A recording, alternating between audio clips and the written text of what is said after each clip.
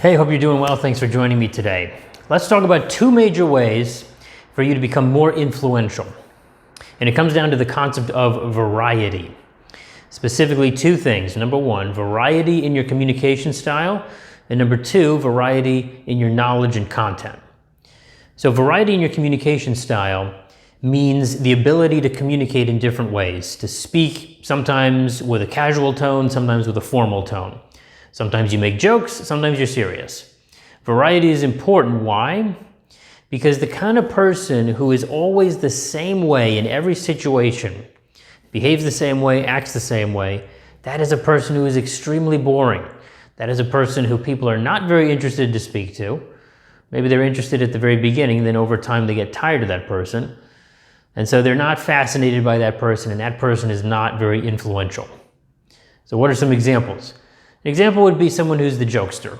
The jokester is somebody who makes everything into a joke, literally everything.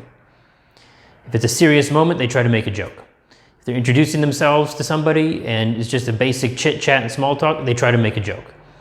That quality is charming and funny and hilarious at first, but it very, very quickly becomes tedious and exhausting because you become a one-trick pony.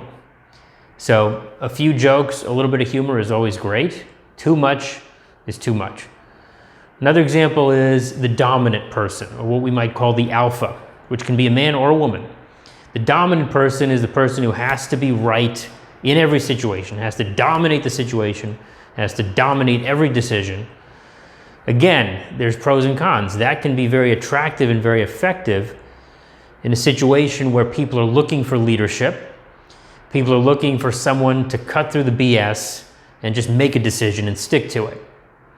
So we can imagine a lot of corporate situations or business situations where people are looking for that kind of strong leadership. But if that behavior is repeated in every situation, regardless of the stakes, then all of a sudden the dominant person becomes very exhausting.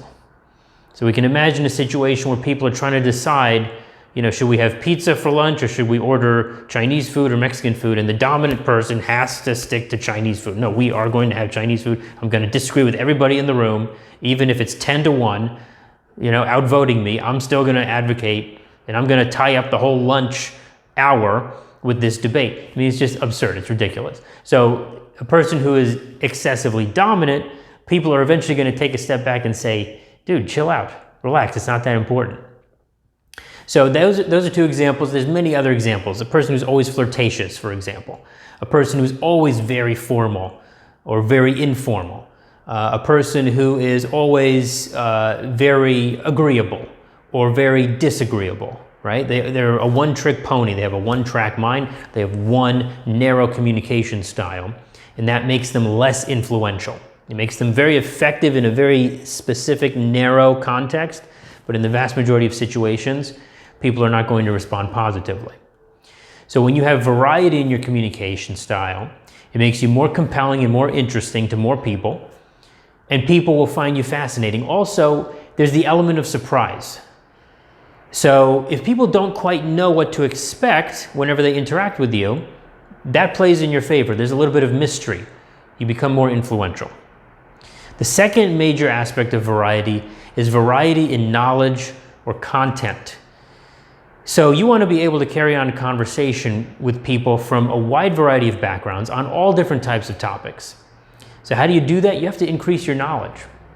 You have to be researching and learning and reading all the time about all different types of things. Science, literature, history, psychology, physics, chemistry, new technology, economics, world geopolitics, right? You want to watch high-minded documentaries as well as reality TV.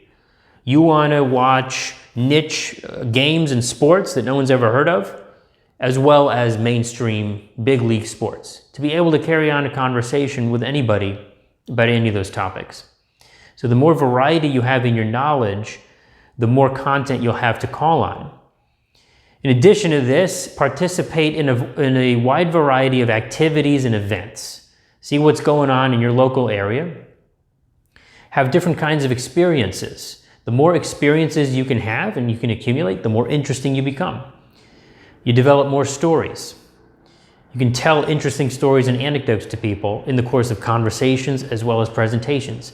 And also critically, you'll be able to make connections between different domains of life and different experiences. So for example, if you are trying to make an argument of why your department in your company should get a $500,000 budget for a new project, maybe the major aspect of your argument is that this is going to increase efficiency.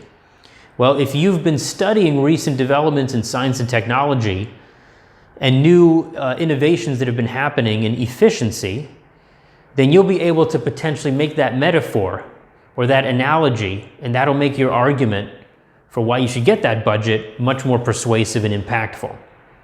But if you didn't have that knowledge, then your ability to make that argument or to persuade your audience becomes much more narrow, much more limited. So the more variety you can have in your communication style and in your knowledge and content, the more people you'll be able to relate to, the more interesting you'll become, the more robust and engaging your conversations will be, the more interesting your presentations will be, the more stories you'll be able to share, which makes you more fascinating and more interesting. You have a greater understanding of the world in general and what makes people tick. And the more understanding you have of what makes people tick, the more influential you'll become as well. You'll also be more confident and more comfortable in any situation, whether in front of previously intimidating senior leadership or just a random stranger on the street, meeting someone at a networking event or a conference. You'll be able to conduct yourself in a confident and comfortable way, no matter what situation you're in. So, variety in communication and variety in knowledge and content. 2 key ways to make yourself much more influential. Thanks a lot for watching, and I'll see you next time.